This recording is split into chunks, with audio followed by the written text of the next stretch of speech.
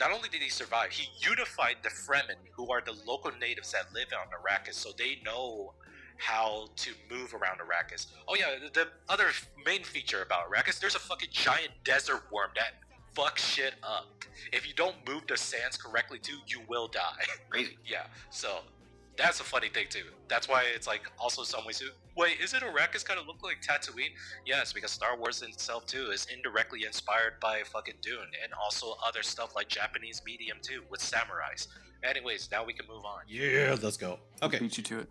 No, you. All right. Welcome to another night of the Hot or Trash podcast. It's going to be another different episode here, too, as it's just me and Michael. But obviously, we're going to be talking more book stuff, too. For example, in your eyes, too, Michael, could you list for me what would you think would be the quintessential pillars for science fiction or how a lot of the medium stems from? Because let's be honest, every sci-fi movies that we watch, they do stem from some level from the original like creations here.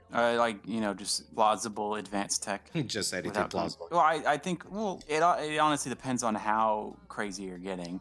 But obviously, if you're talking about Star Wars, that's one thing. But then if you're talking about The Expanse, that's another. I'd say The Expanse is clearly more reasonably realistic because they still follow all sorts of Newtonian physics and still do all sorts of things that seem very plausible. One of the massive implausibilities is what the heck it's called the Epstein drive. That's the big thing that allows everyone to do what they do. But what an amazing name to bring up right about now. Yeah, I believe that's what it's called. But it's supposed to be this really super efficient nuclear engine. But they don't tell you how it works, and that's fine. But it's just the fact that it's a plausibility. It's something. Right. But I guess it really just depends on what factor. But I think generally speaks kind of like plausible science and attributed to reality. Yeah, because at least the way how I kind of want to view this too would be similar as to with Star Wars, for example. Even though it can be classified as sci-fi, I treat that more as a fantasy more than science fiction based on a lot of things. However, it's not like it itself is not a science fiction just because it has some weird element that doesn't exactly make it realistic science, like The Expanse, for example. But I do say too that at least you can draw to some of the inspirations for both The Expanse and Star Wars can be traced back to previous science fiction mediums like Dune, for example, which I will classify this as the grandfather of a lot of science fiction. Hell, I think it even beats the other movie too, James Carter. Yeah, James Carter of Mars. When was the book published? For the Dune? First? Yeah, 1960, right? Yeah, 1965. So I'd say that and other stuff that we have watched too, like 1985, Fahrenheit 451, a lot of the themes about science fiction, but it had the whole undertone of, in this case, a future of specific principles going in here, right? But I think if anything too, I've only prepared myself to talk about Dune from this point, so we'll be mostly focusing on that, especially right now. I'm excited for the new movie here, especially right now. Apparently, Dune, but apparently there was another series that's called Dune Prophecies. I didn't even know about that. I'll probably look into that at some point later too. So for those that are kind of tuning and wondering about this stuff too, what exactly is Dune? It is very strange. No, it's no, it's right. It's right. It is strange. Spice and mind readers and weird things. Okay, let's kind of make this a little bit easier on ourselves. Let's kind of just get this out of the way too. So for those that don't know too, with Dune, we've already seen all this stuff too. It originally came from a book series. In this case, the author, Frank Herbert, made this whole series with the whole premise that yes, we have found a way as a human civilization to do space travels, and there are aliens that are involved in this too. But his vision of it was so fucking weird too that even I believe the 1984 film that was trying to adapt this movie, it was bad, but I actually kind of congratulate on how much they were trying to stick to the source material as best they could. However, there was definitely a lot of design decisions that probably should not have been mentioned. For example, I don't think we'll talk into the fact that how, in this case, with your conversation with the Epstein drive, there's Mhm. FTL travel in Dune as well, but it's the weirdest kind where it's some amalgamation of a sentient being space baby that you feed it spice in order to project itself into the next area you want it to. It's weird, like straight up. Wait, is that why they're mining a bunch of spice? Yes, the spice Crazy. is literally a way how they travel. It's a way of currency. It's a way of power. It's so much about this that the spice must flow. Babies. That's Yeah, crazy. yeah, that is the whole thing about it. Even in the original movies too. If you find a clip too, I probably won't post it on here due to copyright reasonings and whatnot too. I don't know. It's been out for a long time, but it wouldn't shock me otherwise if my video gets taken down for it. But there's a particular scene where you see what looks like this giant amalgamation of like a space baby here that they feed spices into it, and that's how it enables this civilization to do space travel. Fucking weird, right? That's awesome. Yeah. So, mind you, that's the least weird thing that goes on about this here. That's the least weird thing about this. Then you have the whole scenario too that compared to like science fiction, like let's say for Terminator, we were expecting like straight up like gosh. beam rifles or like other space everything. Oh, welcome in, Lloyd. Thank you for joining for us. We're Yeah, mostly this got talking about blasted. Dune. Yeah. I do not know anything about Dune. I Alright. know only about the movie stuff, so you and I are on a similar. So I I'm feel already like this will just be a rant. Oh, unfortunately so. But at least Michael can at least have some questions involved with this too, such as. Absolutely. So actually, since you're here too, and you might as well go to Lloyd, what is the closest thing to science fiction that you say that you enjoyed watching? Science fiction. Yes, Good question. it doesn't have to be like the in relevance to like doing. It could literally be like TV shows, animes, something that like piqued your interest. Maybe a book, really, because a lot of science fiction tends to be coming from books. I honestly don't know. Well, do you remember? I'm more in the movie- realm of fantasy. Right. So actually, funny thing about this too. Do you remember iRobot? Is that the one where with Will Smith? Yes. Okay. Yes. Now, actually, Michael, could you double check me if Frank Herbert made the original novel for iRobot? Because I'm not entirely sure. Yeah, sure. Yeah, because pretty much like all of what I'm trying to get described to is that like I'm labeling Dune as my hot take here is the grandfather to a lot of the science fiction medium or pillars that we see to this day. Hell, it even kind of explains a lot of like anime stuff that we see too that kind of explore that type of genre. Isaac Asimov. Isaac Asimov. I got that wrong. But yes, thank you. I thought it was like Frank Herbert for a second there, but whoops, that would definitely get me. It was written in the 1950s. Yeah, I think of the movie iRobot, and I think of modern times. I thought that was a modern concept. It's just a movie. yeah, it Crazy. was a movie adaptation, I did albeit not it's realize not a that. faithful movie adaptation. But it got it was close enough to where it kind of harken backs like the original point of the books. So Mhm. there's that. So going back into this, I was kind of explaining to where like the whole world of like Dune. You haven't seen the movies yet, Lloyd, have you? I have not. Okay. Neither of them. Okay, so it's fine. You don't need to watch the 1984 one too. That one is really bad.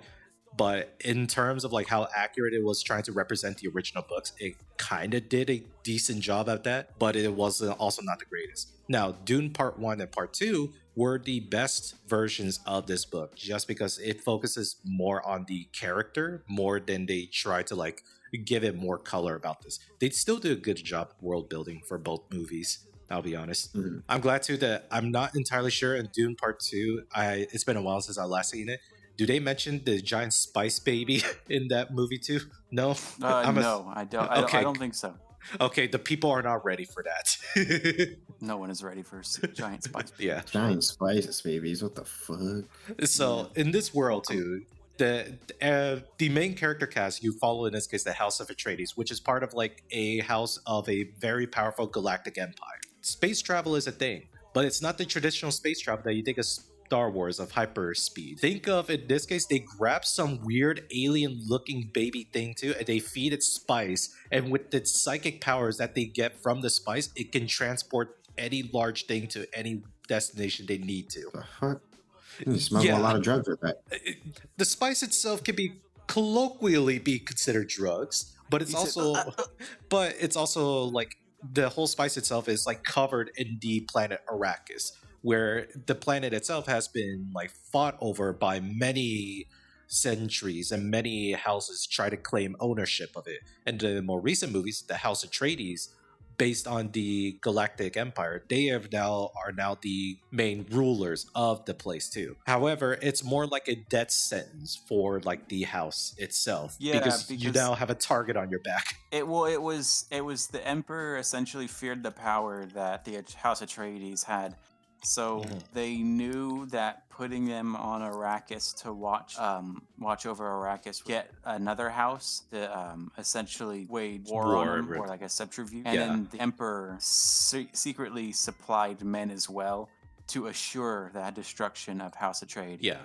So it was definitely like, if you really think about it too, some ways too that I think right now what Dune does really well, great in, is the fact that they lean more towards like the political espionage or the political intrigue, similar to Game of Thrones. Mm-hmm. That was like probably the best thing about the movies, was the fact they didn't really focus too much on the science fiction part of it. But I want to dive into that because this is where the books get really weird. So I was going back to the point before you joined in, Lloyd, where in typical science fiction, you would think they would have like laser guns or beam rifles to like showcase off. Nobody uses ranged weaponry, at least not the traditional sense. Just because they have shielding that activates whenever a high speed object or anything that would cause harm to anyone wearing the shield, to just stop it in place. It is actually impervious. You cannot get hurt by bullets or rifles or missiles, as Yeah, it will but there's protect you from that. There's also that one weird scene where somehow the guy shoots a dart that kind of like slowly drills through, and it's just odd to me.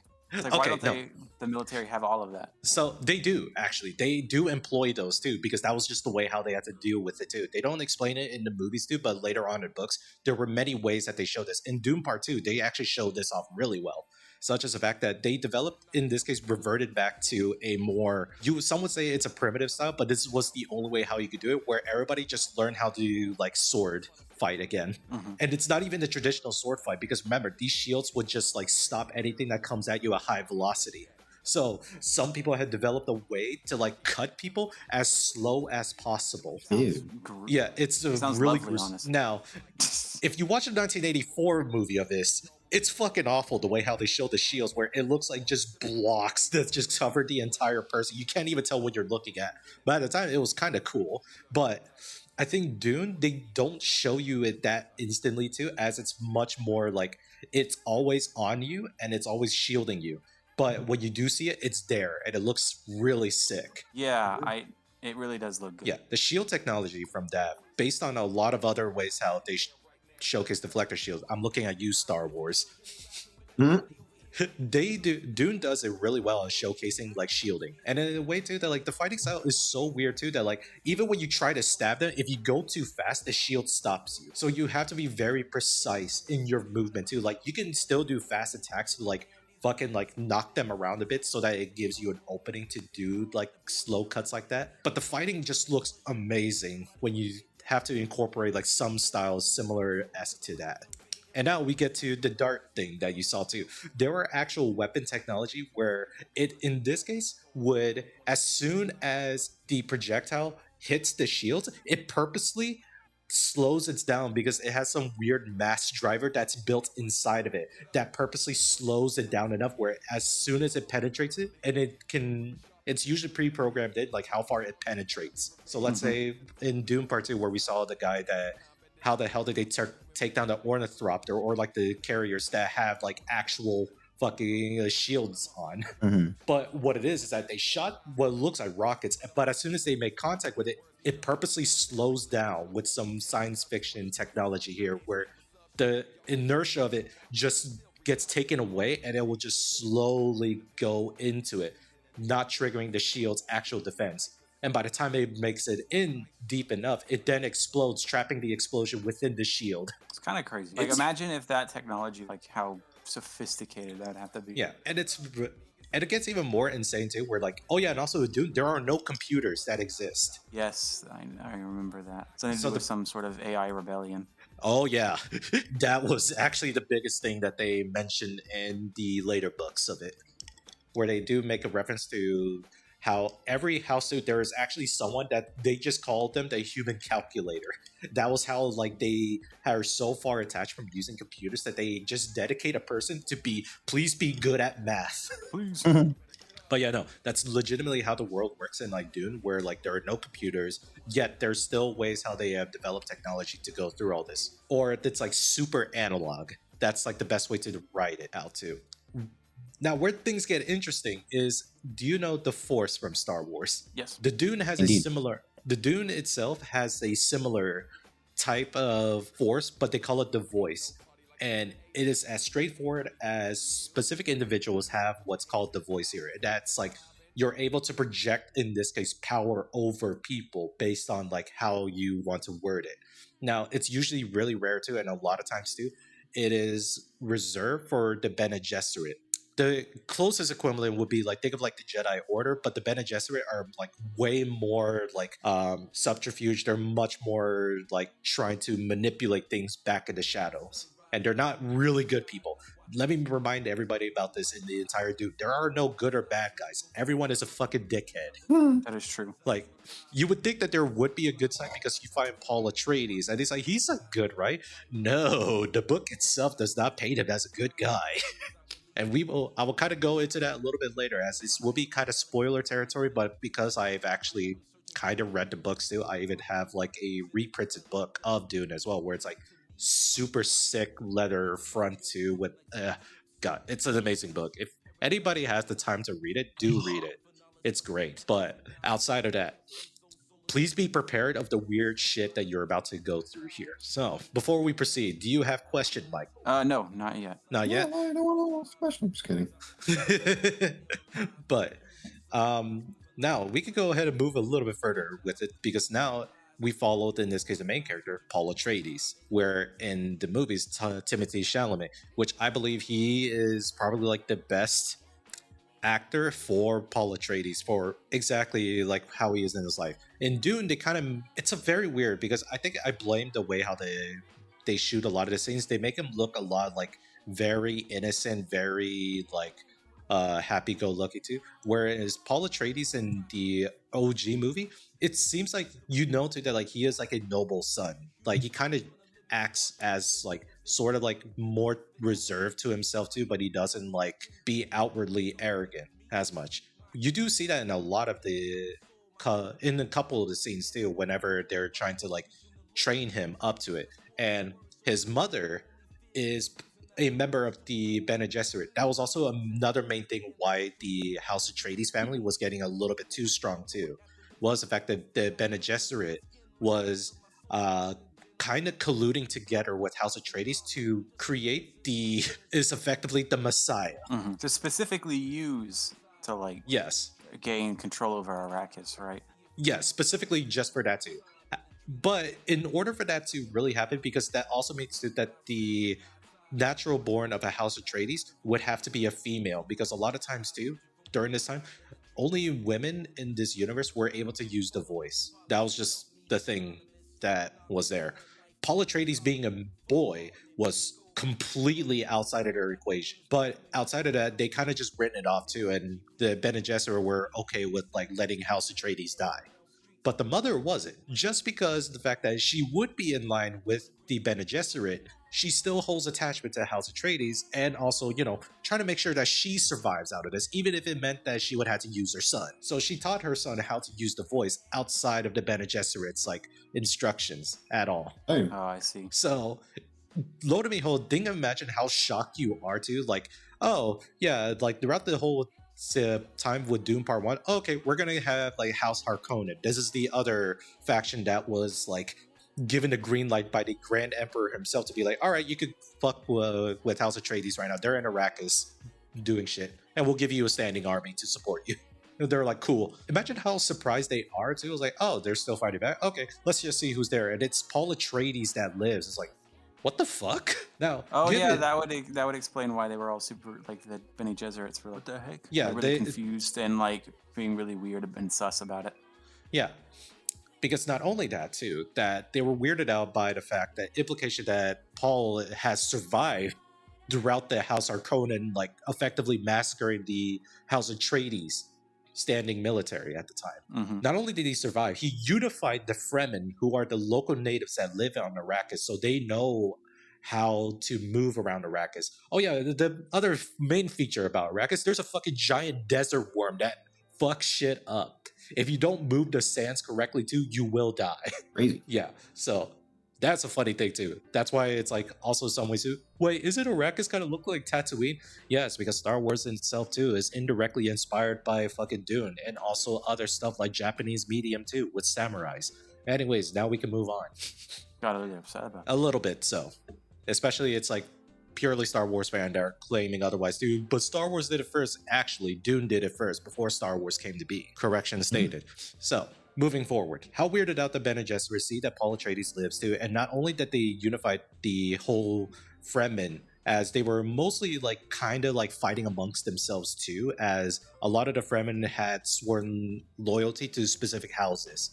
There were some that were loyal to House Atreides, for example, but none of them really cared too much about it, as it's just like it doesn't matter. Like different houses would just use us as slaves to make sure that like the spice keeps flowing here, right? No one gives a shit about us. But Paul Atreides, seeing the fact that my whole family is dead, my father was killed, my best friend, who in this case was also my personal guard, sacrificed themselves so that we live on. And then I later figure out from my own mother that this was all set up by the head emperor himself. Fuck yeah, I'm gonna unify this entire planet to go fuck shit up. So in a very unprofessional way of wording this too, he was having a crash out moment. Who wouldn't at that point? Yeah. Now, I will also mention this too. There's also another thing of power system that exists in Dune. Remember when I mentioned the spice as well? That shit also gives you superpowers too. The spice, baby. Yeah.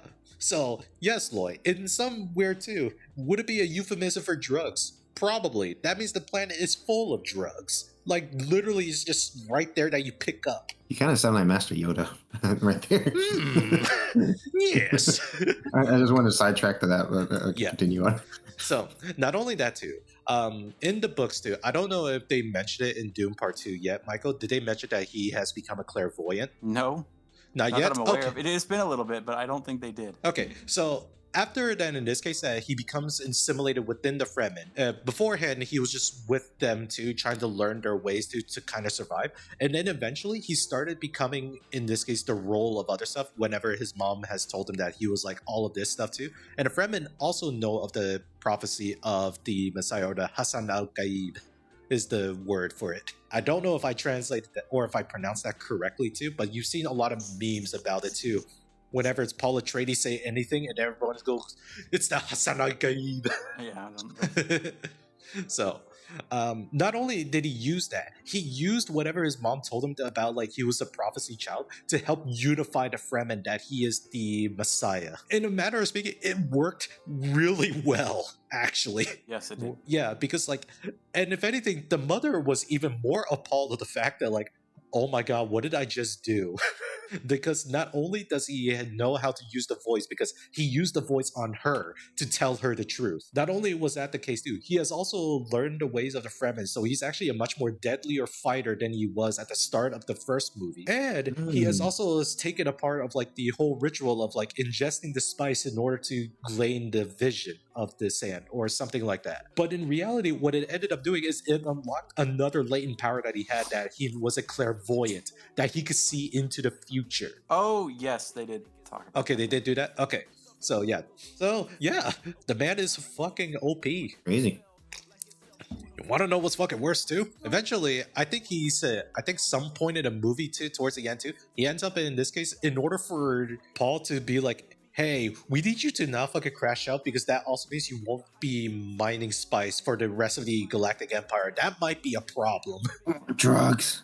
Yeah, that might be a problem, because space travel just ceased to exist. They cannot mine any more spice. You know, whatever that implies here, right? So he says on the trade that they announced the fact that, hey, you fuck with us too. You have to announce it to the rest of the galaxy, or else I will do this. And on the trade-off too, you will also give away, in this case, I believe it was the princess of the emperor, if I remember that correctly. Yes. Okay, Princess of the Emperor, who also ends up being, in this case, Paul's cousin. Love that. I think it was a cousin. I don't remember exactly, but effectively wanted to like marry off the princess to him just so that he has like an actual bargaining chip against the emperor, which also in a lot of ways too hurts. In this case, another love interest too of Zendaya is portraying Shia or Shai. Yeah. Mhm. Which does hurt it too. But for everybody that feels like, oh, is this gonna be a bad thing too? No, if anything, the way how it's treated here, the princess is treated as more as a concubine, where actually Paul actually still loves, in this case, Shai. So he actually keeps it as like the official wife, but he does have many other concubines afterwards later on in the books. Anyways, we won't worry too much about that part. Don't ask too many questions. Yeah, don't ask too many questions, or else we start diving into Paul Atreides' family tree, and that gets really weird. Like, so with the clairvoyance through vision too, that he envisioned in a way too that like he is going to do a galactic conquest here. And the funny thing is, he has seen so far in the future that this was the only way how humanity can survive, was for him to do this galactic conquest. And in reality, yeah, that was probably the best thing too, because apparently, like, he has, with this galactic conquest in book, I think roughly around upwards to 100 billion people across the universe died, or across the galaxy died. Doing what? In this case, it's straight up a galactic conquest. Like, he was just straight up like power tripping and just wanted to take over the galaxy, just because how much the current galactic empire has wronged him and his family. And that was I do. yeah. He basic spoilers for second movie. He basically kind of like teased the emperor to come and attack him, and then completely destroyed him, and then declared dominion as emperor. Yeah, or something like yeah. So he was going to eventually do that. Now, mind you, he has the ways to see the future. Could he have, in this case, foreseen like a way to where he didn't have to kill that many people? Yes, this was the path that killed the least amount of people. That required killing. Yes, and it's crazy enough too that in some cases, some of my anime fans could go think about this. Isn't this how Lelouch actually ended in the Code Geass season 2? A little bit, just a little bit. He had to sacrifice himself. What do you mean? Yeah, in this case, Paul Atreides never sacrificed himself. He did end up having kids, though. This is where we get to the weirder part, where he had, I believe, 3 kids, but the youngest son ends up taking, in this case, the actual throne of the Emperor seat. The best way to describe the son, he was somehow Paul managed to fuck a desert worm. This can't be canon. It unfortunately is. Maybe not the desert worm, but somehow the youngest son was able to fuse himself with the desert worm, become a part of Arrakis, and he is even more powerful than his father. Crazy. I'm not going to even attempt to try to make sense of that information, mind you. Whenever I discovered this, all I had to do was just like nod my head yes. I'm like, you know what? This is a very weird fucking sci-fi piece here. Perfect. Any other questions? No, I will not be answering more in detail what the third son looks like. You can look that up yourself. Like a worm. Yes. It looks fucked up. Yes. Like straight up like half man, half worm. But there's no physical features of a human besides the face. Ew. Yeah, it gets really fucking weird. Kind of like a mind flayer then. The fuck? Not They look ugly.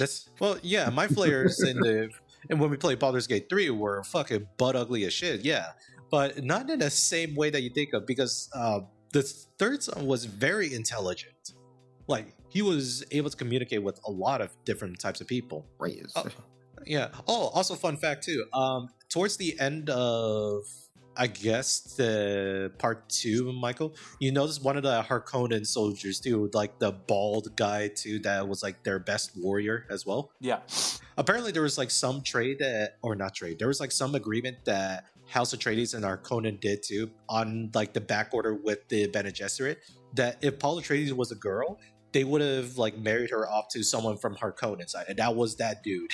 Fun fact. So imagine the surprise dude. It was like the dude was just like, "I thought you were a chick." No, sir. I was like, "Shit, I rock with it." It's the cool vibe with him. He didn't care. He was just here for the smoke for all things purposes, for all intents and purposes. He wanted a reason to fight. Oh yeah. So, yeah. Sorry. So this would probably be towards like the end of my ship with like Dune. So out of all the things that I've explained here, Michael, do you feel like any of these were definitely inspired like another science fiction piece that we probably see nowadays? Nothing that I can think of off the top of my head. Space babies that take drugs to teleport like through space, and Yeah. No, the men, best way to That's wild. men having sex with worms and creating some sort of godlike. Yeah, no, I don't think I can think of it off my head. Yeah, good. Because It I don't sounds think rather there's unique. it is. I wouldn't even say, was he trying to be unique for the sake of uniqueness? No, I think there was supposed to be some point, because I think there was something that like this that was supposed to be a representation of something, but I honestly, the description of that was so like appalling to me. I forgot what the author was trying to portray in the first place. I was just like so horrified of the image too, that I was like, oh shit, was he saying something? It is crazy. Yeah, but in general too, there was even like, I believe like the Dune game that came out, the MMO stuff, where that one itself was a bit interesting and weird as well. In the fact that it, it has like the whole day-night cycle. Day-night cycle too, where if you try to go during the day too, you will absolutely fucking die unless you find shade. And then you even have to walk carefully across the sand, or else you will just get fucking devoured by the desert worm that exists on Arrakis. So yeah, the Deadly worm. planet, yeah, the planet actually fucking sucks. But it's the lifeline of the Galactic Empire. Ugh. And apparently, based on a lot of like stuff too, based from the movies and also from the books too, Arrakis wasn't always like a desert planet either. It actually did have a lot of like vegetation too. The Fremen even mentioned the land there were plants and trees that were grown on here too. Yeah. However, a lot of the times too, where it's like, oh wait, but there are plants kind of growing on it. This is mostly because the house kind of like provided, and they planted a lot of these trees to Arrakis. They are now like a native plant too. A lot of that has gone way extinct too, ever since like they have effectively eviscerated the entire surface of the planet to just mine the spice off of it. Oh, and also, do you want to know what the origin of where the spice comes from? It's the It's a byproduct of the desert worms. They poop it. Yeah, we're powering the entire Galactic Empire based off of desert worm shit. Why haven't they just figured out how the desert worm, how like it does it like that, and then just try to? I don't know, Michael. You ever seen that replicate fucking thing? How the fuck would you try to capture that? Not capture, but kill it. One punch it. You've seen all their attempts at doing it too. All of them were actively useless without effectively destroying the entire planet. They're just bad. I don't know what to tell you. Well, you know what would have saved it? What would have helped to figure it out too if they had their AIs? Oh wait. No, they don't. Not anymore. Yeah. So if anything, they had to do what they can do. So this is just how things work. Obviously, you would try to do that. Yeah, it just is how it is. And many weird shit from this whole thing too. But other fun in the sci-fi talks that I like to at least cover. I don't know if this is more unhinged than my Gundam lecture talk or what. Well, a little bit. Just a little bit. Getting into space, like, you know, really what sold it for me was space babies on drugs. Effectively. No, space baby on drugs that come from desert worm shit. Oh, and also to describe to you how does it actually enable time travel, they go on a psychedelic, like psychic mind trip too, that they can tap into the other inner universe that allows them to move shit. Whatever that means, dude. Indeed. Yeah, whatever that meant too. It was a crazy visual in the fucking 1984 movies. I don't know how they're going to show that in the more recent films too, but be very prepared if they do show it too. It's going to be strange. It's already strange enough that we see like the big fat guy from like the House of Harkonnen that starts levitating upwards. That's like claiming that this is my desert, my dune, my rock or some shit. Yeah, but in a lot of this too, the only thing I also do appreciate with the newest movie is the fact that they kind of actually give them what looks like really cool looking battle gear that either harbors like some semblance that it's futuristic, but it's so like dirty and kind of gray stuff. It kind of looks like you're looking at older tech a little bit, that they're just trying to use a dystopian sci-fi future effectively, despite the fact that everybody can kind of live sort of peacefully, semi-wise. Actually, I take that back. Nobody here is living peacefully. This is almost as bad as it gets for like Warhammer 40k level shit. Yeah. 40k is already bad enough too. But yeah. Oh my god. Like I said, I can't wait for the new movie to come out to Dune Part 3. That's going to be a wild thing too. from what I can tell too, it is coming out somewhere December 18th this year. And if you haven't really like watched the movies for it too, I would at least say go for it because of the sound score alone. At least for me, I love music that is made by this. Do you want to know who directed the music for this, Michael? Who? Hans Zimmer, the same guy that did Interstellar. Zimmer. Oh yeah. So the man is everywhere. He is a legendary composer. So how does he do this? I don't fucking know. All we get from He's good. yeah.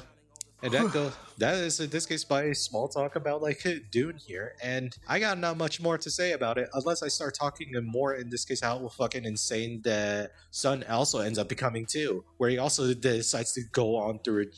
Oh, sorry, I forgot that. It's not like in this case a galactic conquest. He declares Paul Atreides declares effectively a jihad across the entire galaxy. They can't possibly get. In the books, he was successful. Like actually Spoilers. really successful. It's not though. It's the problem.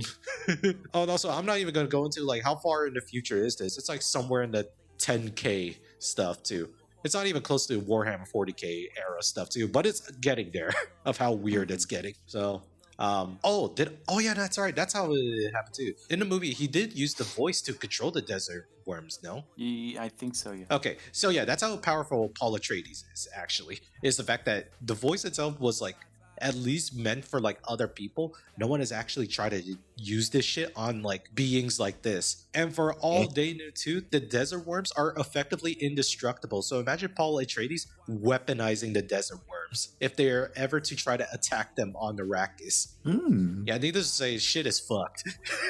This is why this is also probably in the Emperor's hindsight, he was rightfully so of in this case House Atreides being probably way too powerful than they are supposed to be. It was also should have done. yeah. It's bad. I don't know what to say. Yeah, like I said, everyone is a bunch of dickheads in this fucking series. I think there was actually at one point that he brought his dad back to life. I don't remember the context of that one actually. Yeah, he hasn't done that yet. If he does it, Yeah, at least the great thing too is Duncan is being played by Jason Momoa. That shit is awesome. It was great, but yes. Any other questions? No other questions? Good, because we are we will be ceasing any talks about like Dune until the next movie. But what's another fucking good sci-fi shit that we could talk about? I guess the next would be Star Wars, but that's already lame as fuck right now too, especially with the whole stuff. That's the wrong theme, you fucking dork. Says the dork. Hey, shut up. I'll whip out my lightsaber. Wait, can I Yeah, say two. that? Yeah, two lightsabers. Hey, 3 if we count them, man. Anyways. All right, General, like fucking robot bitch. It's like General Grievous, mind you. God damn it! I am not proving my case here, aren't I? God, fucking I knew his name. I want to see how your reaction. You fucking bitch. Oh my god! But we can kind of pivot this to like, Michael, what was the most recent Star Wars stuff that you watched? it was the first one. Like the new grouping. You know how they do it in trilogy. Yeah. It was whatever the first one. Like literally, I haven't watched the second or third one. Oh. And of Star Wars in general, I haven't watched a lot of the like spin-off things that they've done. Like Solo, I haven't watched that. I haven't watched. Solo is in watched general quite a okay. bit. I will at least say this too. If you actually want to have like a good Star Wars medium to watch the Clone Wars, that animated TV series. Oh, I did watch that, but that's not the like the most recent thing I've watched. But I have watched the Clone Wars. Oh, they're making another Clone Wars like continuation stuff too, but we're following in this case Darth Maul after Order 66. Oh, okay. So we get that stuff going. I'm excited for that shit actually because holy hell, he looks so good in that one. Darth Maul. Yes. They in the previous Clone Wars, if I remember right, they're dead now. Like he died, or how does he come back a third time? So remember in this case, episode 1 of Star Wars where he gets fucking sliced in half in the Phantom Menace? Yeah. Yeah, in the Clone Wars, you already see that like how they kind of they bring him melded back. like. Yeah. Yeah. So the funny thing that happens with the Clone Wars is that he becomes like a recurring villain that at the very end, at the final season 2, where he is the one that is currently ruling Mandalore with like Death Watch, where in this case it's like the cult of at this point that is worshiping Darth Maul. But in a way too, towards the ending of that season or the Clone Wars series too, this was also in between of episode no wait this is all happening in the movie episode 3, like the time frame of that uh Ahsoka coming into Mandalore, trying to apprehend Darth Maul, and in this case liberating Mandalore from Darth Maul's rule. While that is happening, episode 3 is also happening in between. This is mostly to kind of tell you like how fucking expansive and how fucking like how much was happening during the Clone Wars event. Mhm. So, and in this case too, Ahsoka manages to capture Maul, but he was the first one to like say that like you guys are all fools. You will all die because you're all playing into my master's like hands. And by that time too, like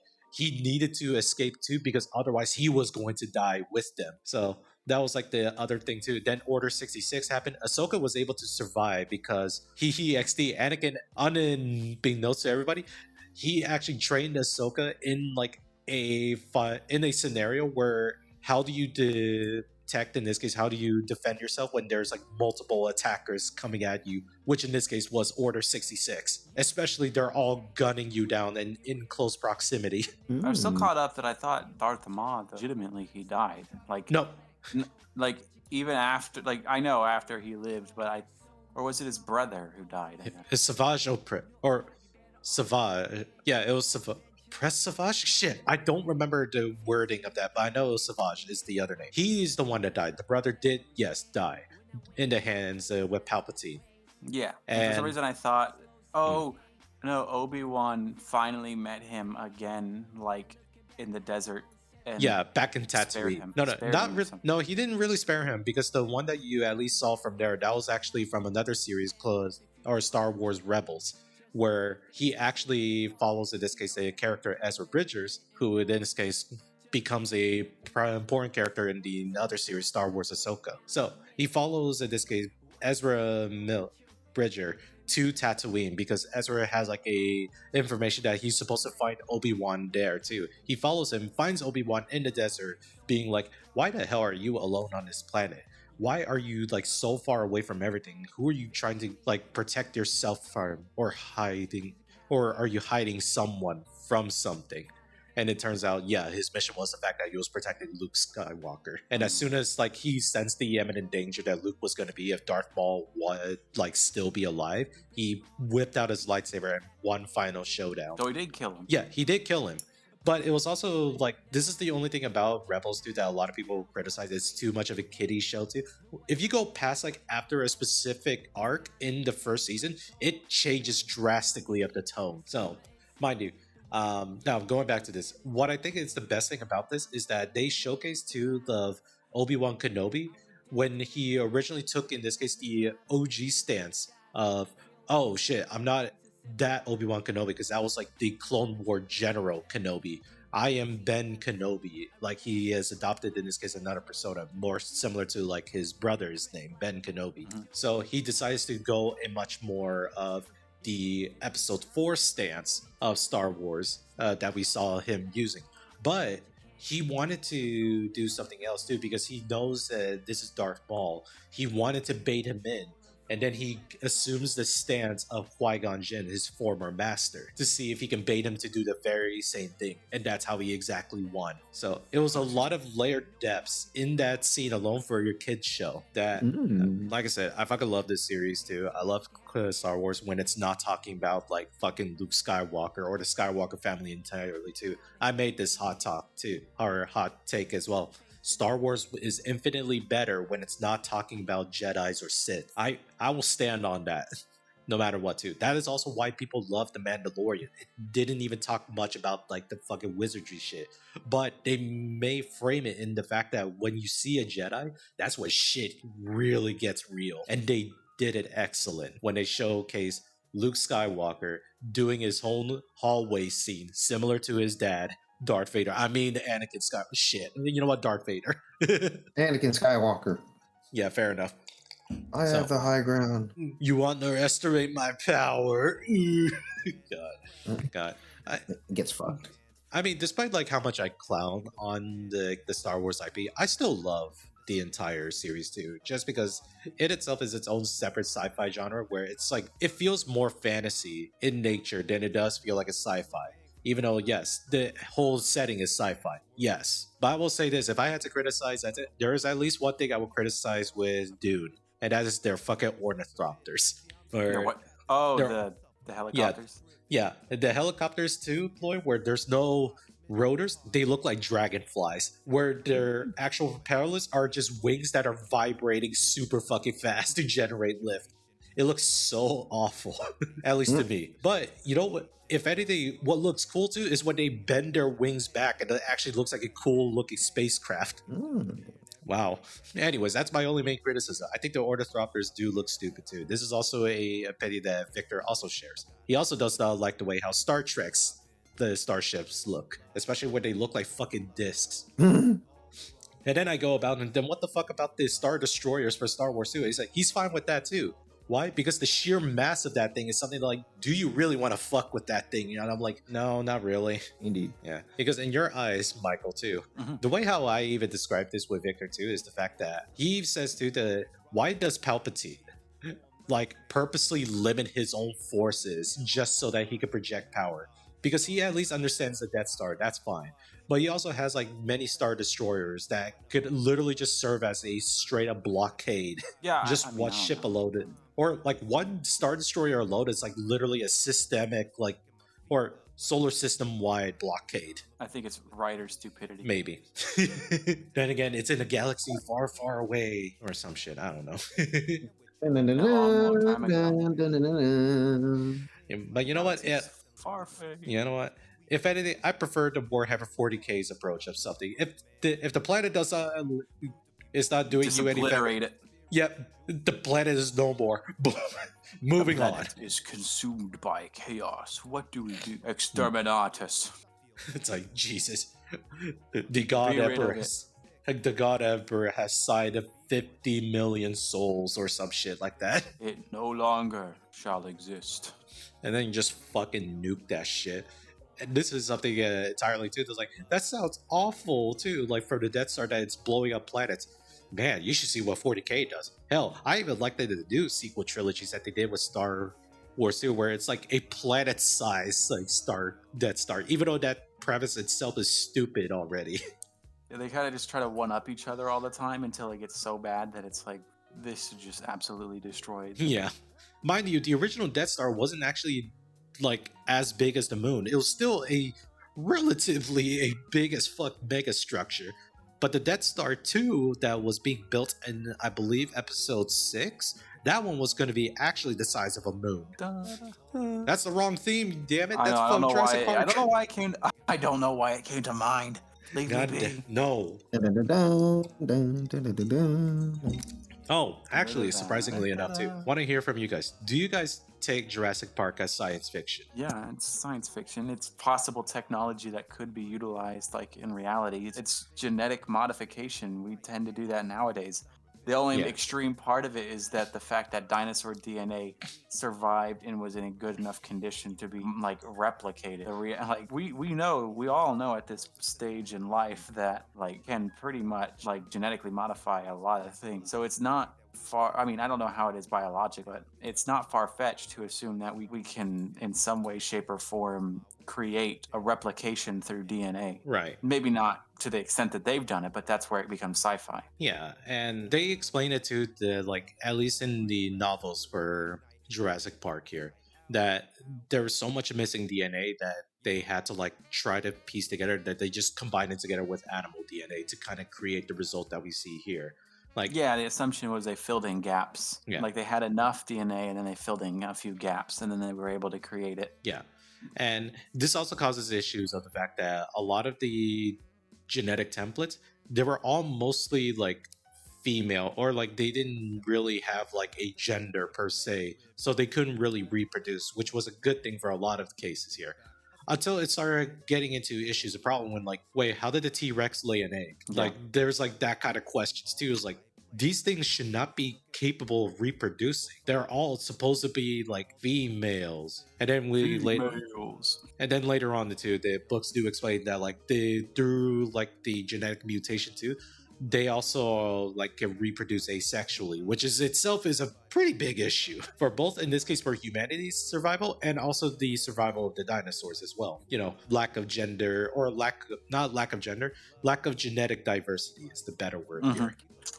They would die off in any case something happened. Yeah, and we saw that in the most recent Jurassic Park movie, or Jurassic World, where a lot of the dinosaurs too, they kind of are just situated in just only on the equator border. As anything else that they try to like go elsewhere to, their body itself apparently just fucking collapses due to like the amount of strain, the amount of energy that they're used to surviving in. Like, I'd be like, that's sort of believable, but then I'm like, but these aren't, even with that logic too, these aren't like true dinosaur creatures genetically speaking either, as they're like 80% of it could be dinosaur DNA, but the other percentage can literally be like a way how they could have survived. I don't know, something like that. At least that's my whole thing too. I was disappointed with Jurassic World, to say the least too, because I thought they were going to be leading a lot more to the horror elements to the whole movie, but it's still more like a thriller and family movie more than anything, which I'm like, goddamn, I really wanted them to dive really much into like the dinosaur human hybrid storyline that they did in the books.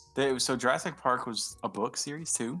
Yeah, it was a book series, and it was actually really terrifying of these dinosaurs too, because in the movies they try to portray them as like what we think of dinosaurs now, where in this case too, the dinosaurs of this one are actually pretty fucking intelligent enough too, where like some they say, for example, that the T-Rex itself too, you can't even hear it too, because they do describe it as they have padded feet. So yeah, those fucking tanks can sneak up on you. Imagine that, a big ass tank and just sneaks Yeah. up on you. And also, if there's that one scary ass quote too, if a T-Rex is looking at you, it has telescopic vision. If it's looking at you, it is actually looking at you. Well, it's also like, isn't it in real life that dinosaur would not be able to actually like catch you for the most case? For the most cases, yes. But at what point too do you notice that the T-Rex is stalking you? I don't know. So that's I don't always listen.